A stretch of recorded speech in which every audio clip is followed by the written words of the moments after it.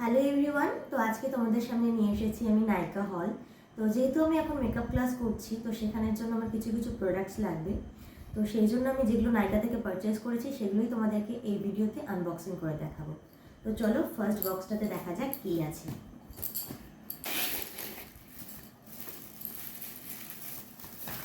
নায়িকার প্যাকেজিংগুলো খুব সুন্দর।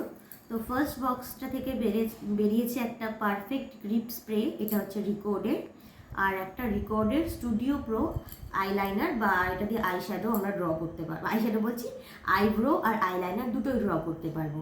এটা নিয়েছি আমি ব্রাউন কালারের, এই দুটো। আর সেকেন্ড বক্সটা এবার ওপেন করি। তো সেকেন্ড বক্সে আছে যতগুলো জিনিস আমি অর্ডার দিয়েছি তার মধ্যে থেকে সবচাইতে দামি জিনিসটা এই সেকেন্ড বক্সে ছিল। তো এটা এখন আমি আনপ্যাক করবো। হচ্ছে একটা কন্ট্রোল প্যালেট, এটা নিয়েছি আমি ফরএভার 52 এর একটা কন্ট্রোল প্যালেট। সুন্দর না?